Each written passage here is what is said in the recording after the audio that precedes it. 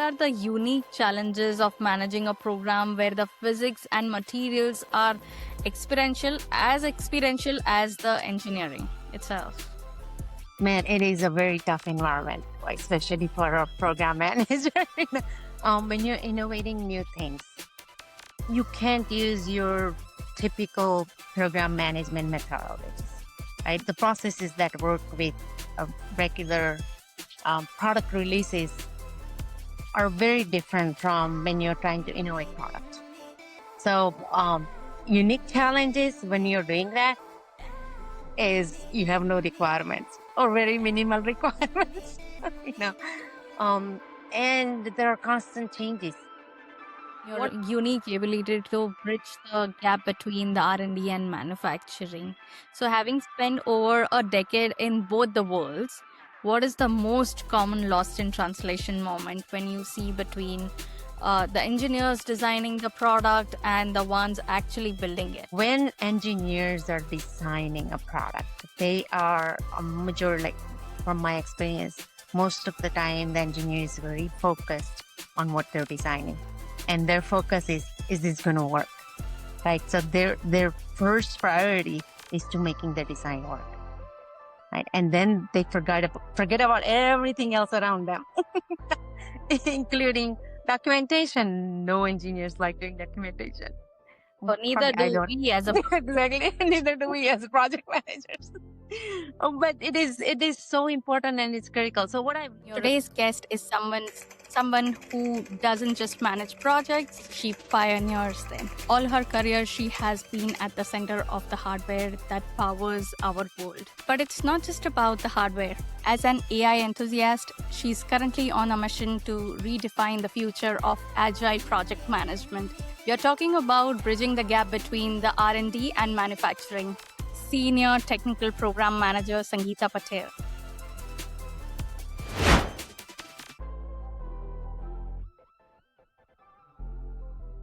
What happens when you take 2 decades of high-stakes semiconductor engineering and mix it with the cutting edge of AI? Welcome to PMP with Prachi, the podcast dedicated to helping you master your project management and transition from a manager to a project leader. Today's guest is someone who doesn't just manage projects, she pioneers them. All her career, she has been at the center of the hardware that powers our world. But it's not just about the hardware. As an AI enthusiast, she is currently on a mission to redefine the future of agile project management. We are talking about bridging the gap between the R&D and manufacturing, managing the impossible field escalations, and why 100,000 process might be your biggest opportunity to innovation. Get ready for a deep dive into strategy with Senior Technical Program Manager Sangita Patel. Sangita, welcome to the show. Thank you, Prachi. I'm so glad to be here, and I'm hoping I can provide some wisdom or share some of my knowledge with the viewers. Looking forward to this episode. Thank you very much for that introduction. Thanks, Sangita. And absolutely, I'm looking forward to talking to you. Why don't we get started by your background? Tell us something about yourself. How did you end up becoming a project manager? Yeah, so my background actually is I am an engineer by education, and an accidental program manager or project manager. I became about a decade ago, like 2013 to be exact, when I started my project management career. Um, but so I've ever since been in the new product development field, working with R&D, working with manufacturing. Prior to being a project manager, I was systems engineer for several years. So that's very much last few decades of journey of my career. Currently, I am a senior technical program manager, working for a semiconductor equipment company, a startup. Very glad to be here. Thank you.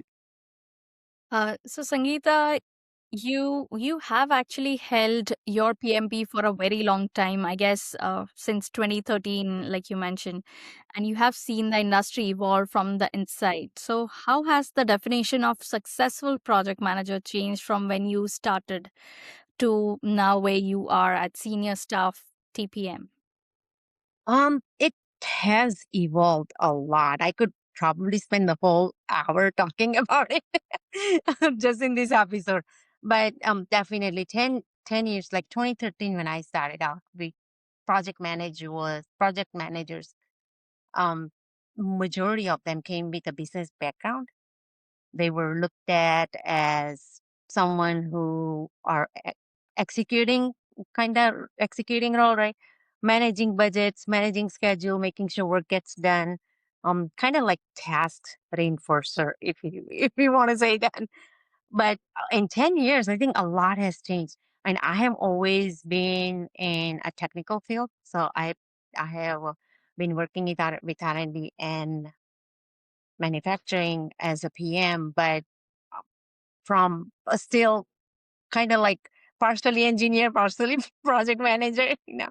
But today, 10 years later, we're no longer just the people who are looking out, making sure work is done, making sure scope is met, right? We're a lot more involved into strategic decisions like business outcomes, prioritization, trade-offs. The engineers nowadays have to like really keep manage all of that perspective, right? Part of the project. Also, I come from hardware industry, as you know. Um, lot of even I think even without the hardware, a lot of the projects were waterfall back in 2013. Maybe there was agile, but they were mostly associated with software development. Right. So that methodology has evolved into agile hybrid, hybrid project management model.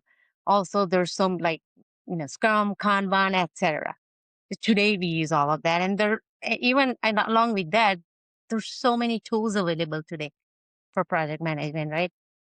I can very commonly use Jira, Asana, smart sheets maybe. So it has evolved a lot, and the more and more responsibilities. So PMs are more and more responsible for business oriented work rather than just being execution executors. Mm-hmm. Like, Yeah, and with AI, it is changing a lot right now. Very fast-paced environment, especially in Agile. And talking about AI and Agile, describe yourself as an AI enthusiast pioneering the future of Agile. Since the semiconductor industry is traditionally hardware heavy, when was the moment that made you realize that generative AI could actually work for project management in such a physical, high stakes environment? How do you integrate those Gen AI tools and things? Yeah. So yeah, like you said, a lot of major big semiconductor companies, right?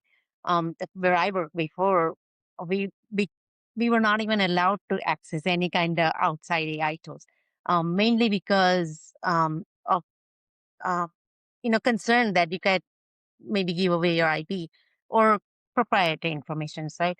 But I had heard about AI from PMI and was very interested in like, okay, how do I use like, very curious about how to use it, how to go about it. And when you hear about AI everywhere today.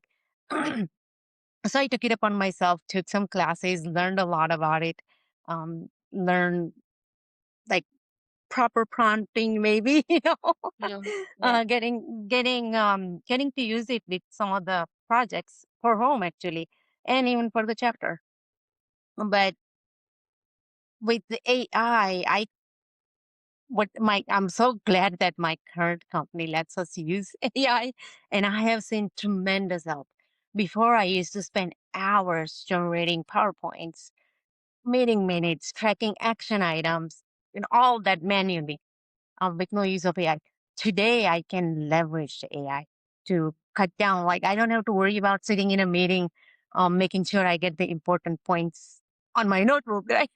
I have AI assistant who can generate summary, who can give me insights, everything. So um, I am actually very excited to to even learn more and more about how can I use it for a lot of the project management stuff. But we could today use it for risk management. You can use it, if you have to come up with documentation or even requirements. Sometimes I go if I want to learn some technical stuff. We have internal AI that would search only our internal database and give me answers that I'm looking for, or at least point me. So it's very exciting that we're going to this transition, right, to the AI. And I'm sure it's just going to evolve more and more and more. Uh-huh. And that's where project managers, as a PM, you you have to keep like the skills. Like, what skills are you going to need as an AI project manager? Right? Um, learn about data analysis, or learn about how to use AI insights, because you can't use what it generates. You still need human interface. Mhm. You still need to validate things. So you can use for that. You can learn proper prompting. You can learn, if somebody had a chance, I would say go learn about cybersecurity threats and how to manage all that, compliances and things like that. It AI is the future. It's here to stay. It's not going to replace project manager, as far as I think. Yeah, absolutely. Implementing AI effectively usually requires rock solid underlining process. Which brings us to our your work at Lam Research. Like, you spearheaded a product development, a technology that is essentially the holy grail of modern electronics. So what are the unique challenges of managing a program where the physics and materials are experiential as the engineering itself? Man, it is a very tough environment, especially for a program manager. When you're innovating new things, you can't use your typical program management methodologies, right? The processes that work with regular product releases are very different from when you're trying to innovate product. So, unique challenges when you're doing that is you have no requirements or very minimal requirements, you know. Um, and there are constant changes. So you have to be adaptable to changes, right? You have to learn how to adapt quickly. Um, so those are the unique challenges, but you could do that by having like decision checkpoints, right? Every time you decide something, um, over some milestone, see if it's the right decision or not, or work with people. Hypothesis, like, so when you're doing innovation, I look at it as a research. You have a hypothesis that you're trying to prove. So tracking that when you're doing new product, or when you're doing innovation, like, because you're going to be doing continually testing, you're continually going to validate your hypothesis. So things like that. Learning, it could be burnout sometimes because there's so much at stake, right? But I think, yeah, if you can manage to adapt to changes and stay on top of everything, you do have to stay proactive, and try learning. Like, when you're innovating, not nobody is an expert, kind of. That's how I felt. Like, no, not you're not going to find a person who has all the answers, because it is brand new thing. Everybody's learning at the same time. So be willing to learn also with the R&D teams, with the engineers, or with the business partners, whoever you have your cross-functional resources, and learn it, and learn to manage your expectations um in a new environment, or in innovation. Expectations are different from program managers than it is for a standard product release, I think. Mm-hmm. And You mentioned you need to quickly adapt. So the focus on speed and process seems to stem from your unique ability to bridge the gap between the R&D and manufacturing. So having spent over a decade in both the worlds, what is the most common lost in translation moment when you see between the engineers designing the product and the ones actually building it? um, Lost in translation. When engineers are designing a product, they are a major, like from my experience, most of the time the engineer is very focused on what they're designing. And their focus is this gonna work?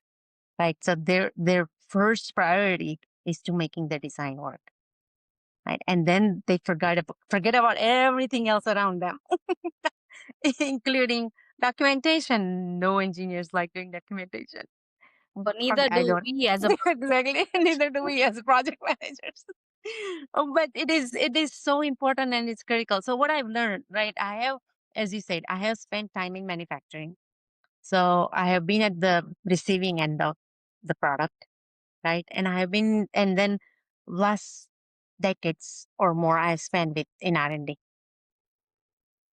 Having spent time in the operations or manufacturing, you you bring that experience into managing your program in R&D environment, right? You bring a lot of ideas like, okay, have you thought about how we're gonna when we start building volume, do we have a supply chain that's gonna have some hurdles to buy your components because you didn't choose the right ones, right?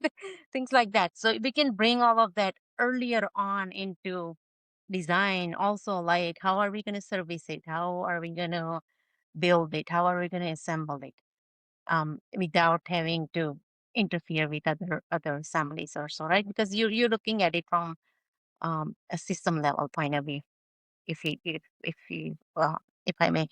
Um, so it's very helpful actually. And when I speak to R&D people, especially when it comes to developing process and documentation, I usually tell them, I said, you don't want a manufacturing person to keep coming and bugging you.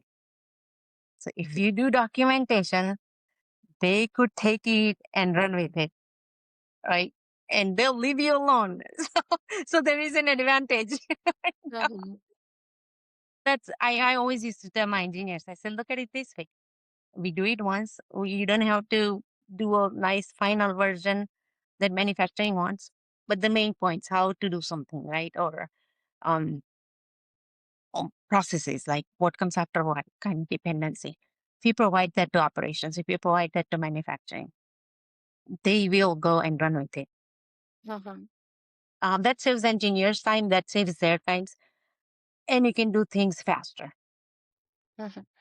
So, uh, yeah, I've been lucky enough to have spent, I guess, lucky enough to have spent time in both worlds, that I'm able to bring that up in the program that I manage early on. So then we don't end up changing things at the end because change costs a lot of money, Yes. right? So, Uh-huh. So, while creating the budget, do you also consider that cost? Like when people don't document, and do you consider that cost usually? documentation usually doesn't come in doesn't come in mind when you're creating or when you're thinking about budget. But change is definitely due, Change, right? basically. Change, like any, yeah. When I'm creating a budget, I would always, because when you're doing prototypes and things are going to change. You Mhm. you are going to expect some change. Hopefully, not a major change. But yeah, there's got to be 10-20% leeway into the budget, right? So yes. Okay. And along the same lines, when those two worlds aren't perfectly aligned, we often see quality issues. So, what is your personal philosophy on building a quality first culture where people prioritize long term savings over short term speed? I highly believe in building in quality first, right? Most of the time when you are developing things, I don't like people rushing and getting things done. There are times you do have to rush, but there are times where you could take few days extra to building quality, right? If your product allows it, if your deadlines allow it, I would say take some time building the quality, because you're going to end up spending either more time or more money down the road if you don't. So I do believe in build quality first, make it quality product, right? um, when you are doing high volume manufacturing, like cell phone, you definitely don't want quality issues. Because you can afford to recall things afterwards, right? You will have dissatisfied customers. So from customer perspective too, I think quality is very important. You do want to build it in whenever it's possible. When you're doing innovation, it's kind of hard to do, because you're trying to do quick experiments, and quick things. Things are always changing. That's acceptable. So yeah. Yeah, technical debt. So yeah, we do have cost of technical debt of redoing stuff. So instead of that, even in PMP, we learn that uh, try to build in quality rather than reworking because it increases the cost. Um, and you have shown that quality and speed aren't mutually exclusive. You have redefined a massive 100,000 step installation process and you cut down time. Did you use the fast track or crashing method, or was it pure detailed, precise planning? It was detailed planning. So this is where, like, this is a good example of, so we developed a product that was selling, and we had established a process for the product, right? That everybody followed. Very, very lengthy process.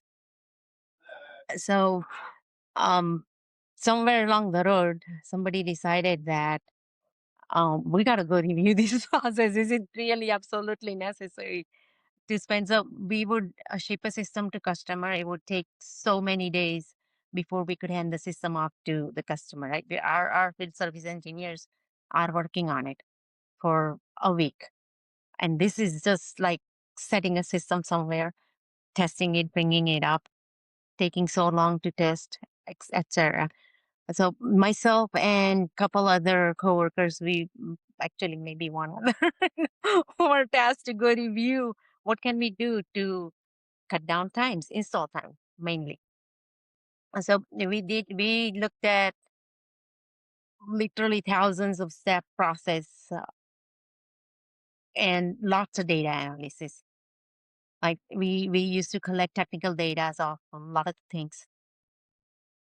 We started out with what failed, what didn't fail often, like how often, and things like that. So lots of data analysis went into the process, and also then collaboration with field service engineers and indoor in-house manufacturing or final test people, right?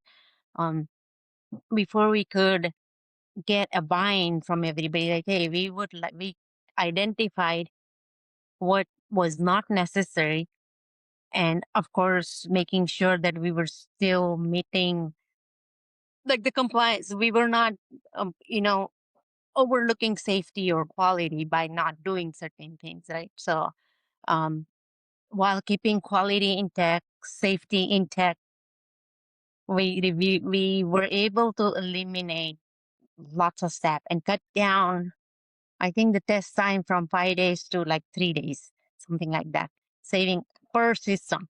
So that saved thousands of dollars. Mm-hmm. Yeah.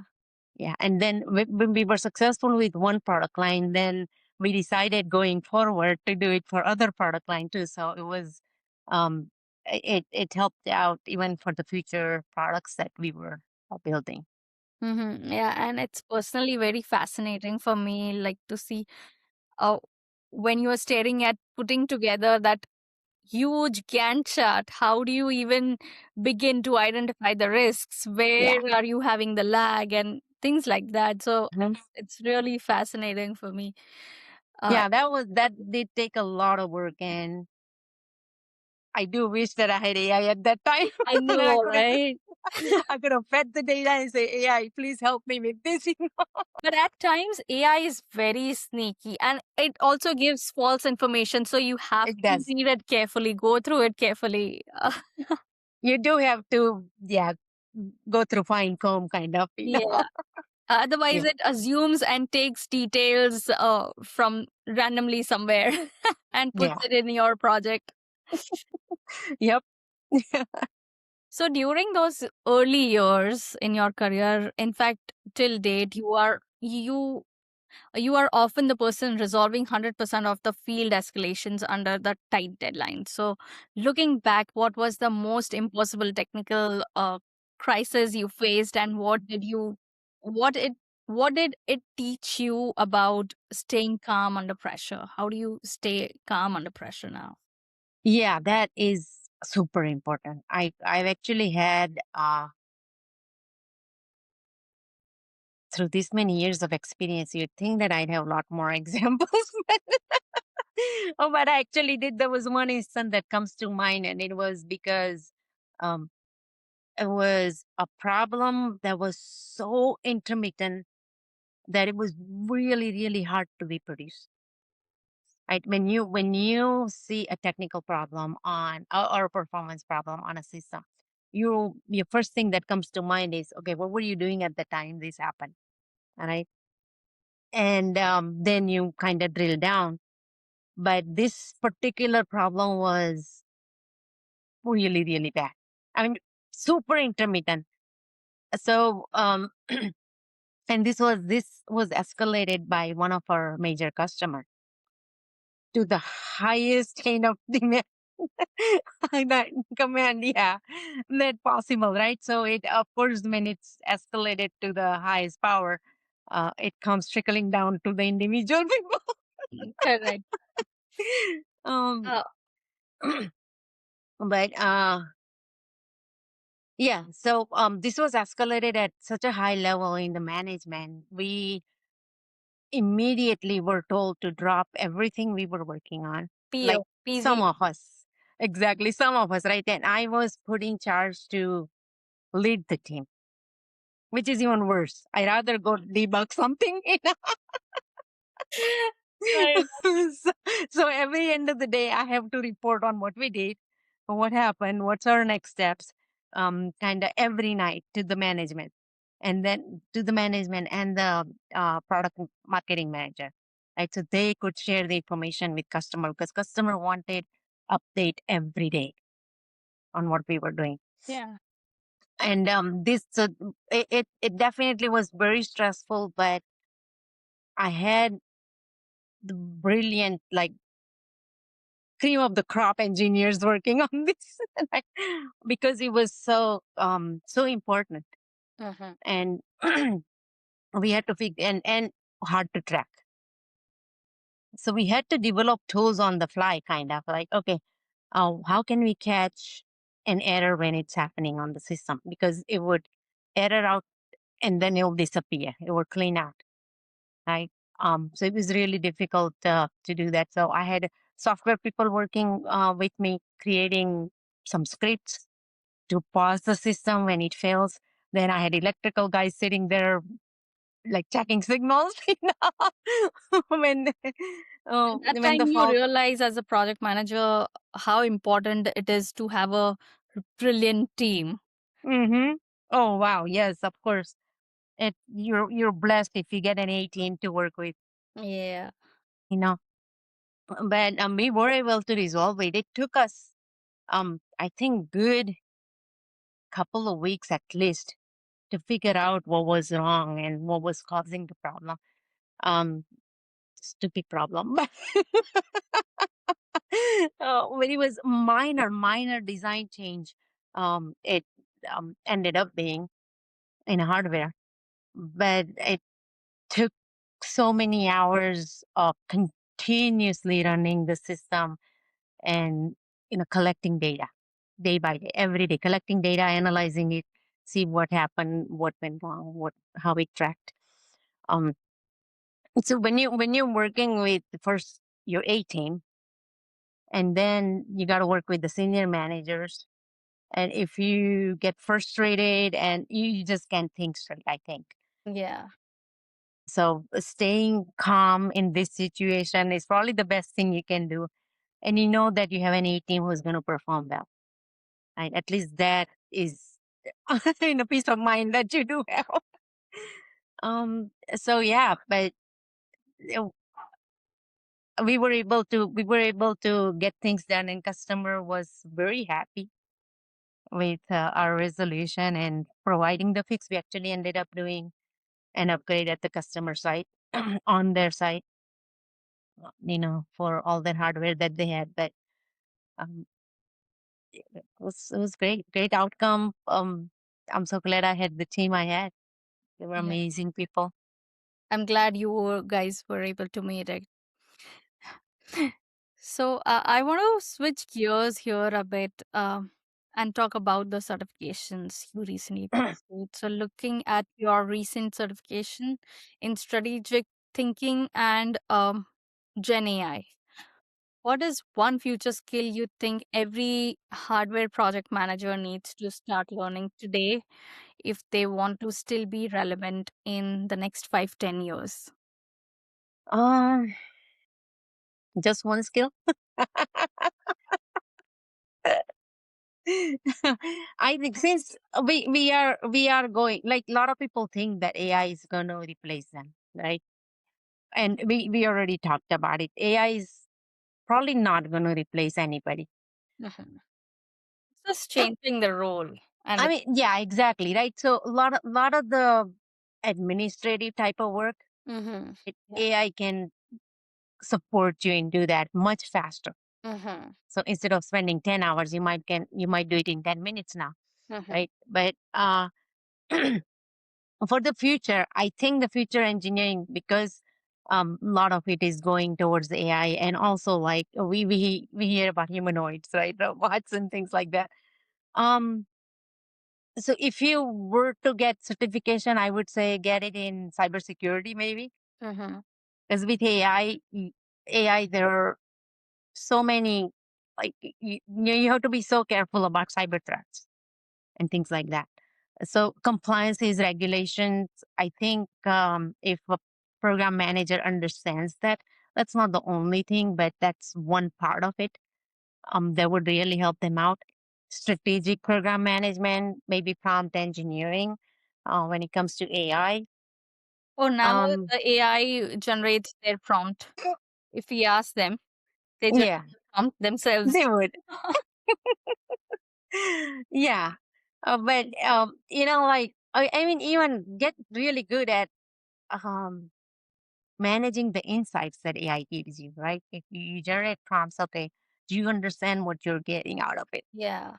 Right? How do you know the output that you got is really good, right?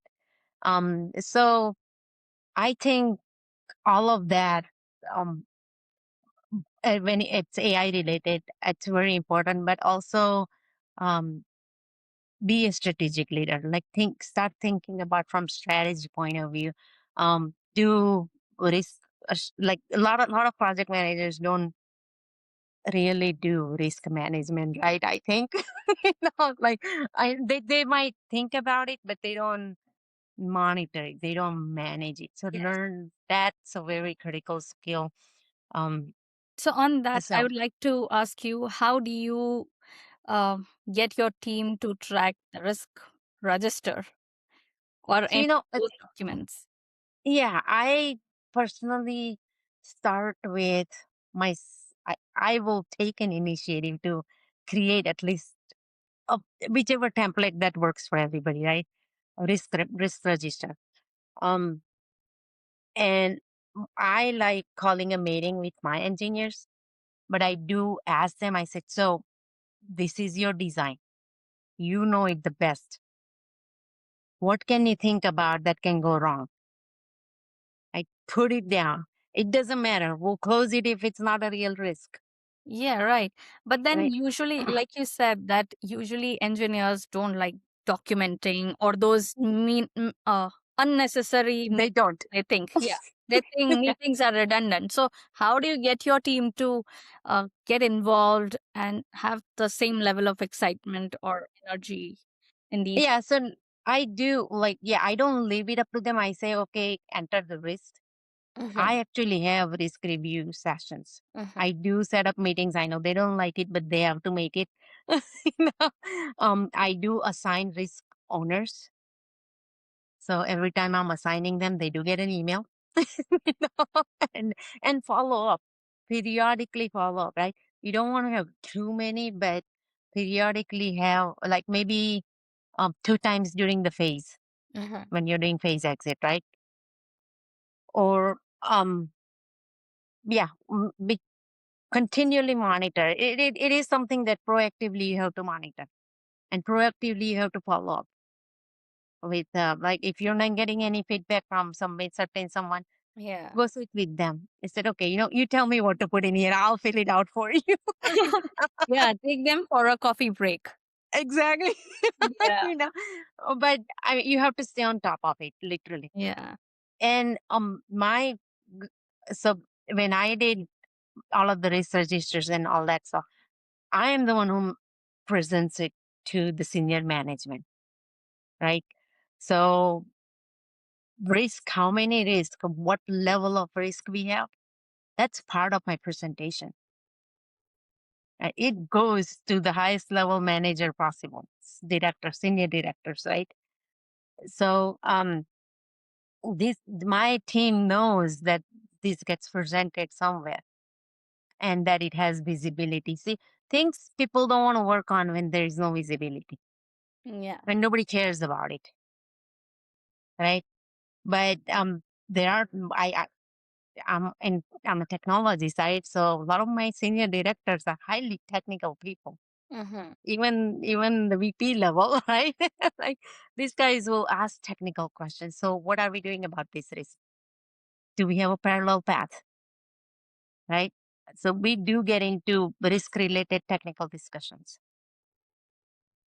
So that motivates, so that maybe not motivates, but that puts people sometimes in a hot seat, but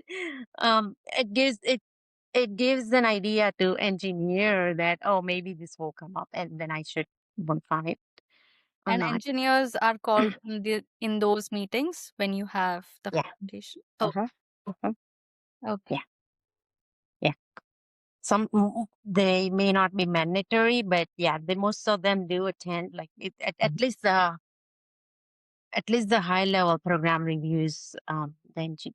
Engineers or their managers, engineers themselves might not be there, but the functional managers are there, right? So if it's a responsibility of a double E guy, his manager would most likely know the status, right? So it's usually the managers are there, functional managers are there. Mhm.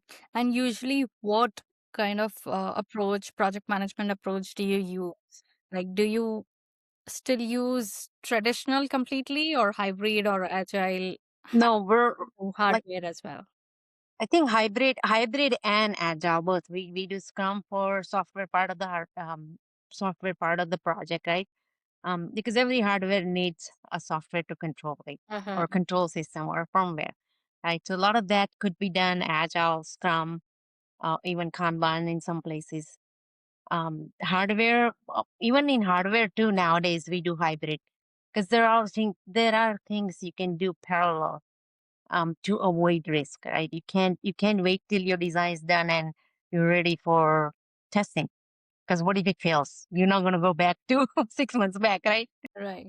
So you do have to have parallel paths that are working forward, right? So yeah, we do hybrid methods even in hardware space. Okay. Well, that was a wrap for our. But before the wrap up, I would like to have a quick rapid fire round with you. All right. So this is a quick one. So coffee or tea to power Yeah. through your Oh, wow. Tea, That's a definitely. straightforward answer. I was going to ask for your high stakes release, but yeah, you have a straightforward choice. What is your go to productivity hack when your calendar is a wall full of meetings?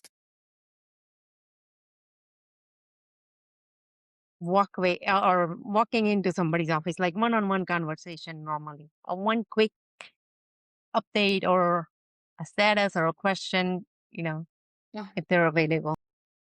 Okay. One word to describe the future of semiconductor industry or one line. The future of semiconductor industry, I'm very much excited about the humanoid. So I would say neuromorphic computing chip for humanoids. Okay, very cool. Okay. If you weren't a technical program manager, what would you be doing right now? All right. So if I wasn't a technical program manager, I would be a gardener. Oh, oh yeah, I love. yeah. I know your love for gardening, so yes. What is the best piece of advice you have ever received at work? Wow. That's a hard one, actually, believe it or not.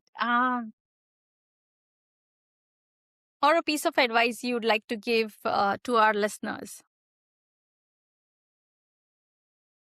A piece of advice that I would like to give to your listeners, I would say don't give up learning. Always keep learning. You're never too old to learn new things. Absolutely. In Yeah. fact, I had a conversation with Lee Lambert, who is the founder of PVMP, and he is about over 90 years. He has 60 years of experience, and he gave the same advice like, don't stop learning. Learning should be continuous process, and he till date is learning himself like AI and a lot of cool stuff. He was talking in the interview, and I was like, wow, I'm really inspired by you. So yeah. Yeah, because you want to keep your brain sharp, right? Yep. So even in your old age, so if you keep learning, brain is your big muscle Yep, that you got to exercise. So, absolutely. yeah. All right, that brings us to the end of the incredible conversation with Sangita Patel. Sangita, thank you so much for pulling back the curtains on what it takes to drive the innovation in the semiconductor world. It's rare to find someone who can navigate the high precision physics while uh, simultaneously championing the human side of the project management through AI and strategic negotiation. What I'm taking away today is whether you are managing a 100,000 step installation process or implementing generative AI into your workflow, success really comes down to bridging the gap between the R&D and manufacturing, between the suppliers and stakeholders, and between the technology of today and the vision of tomorrow. If you want to keep up with Sangeeta's work on her insights on the future of Agile, you can find her on LinkedIn. And to our listeners, thank you so much for tuning in. If you found value in Sangeeta's journey from systems design engineer to a senior technical program manager, be sure to share this episode with the fellow engineer or a project lead. Until next time, keep innovating, and I'll see you in the next episode. Bye bye. Thank you.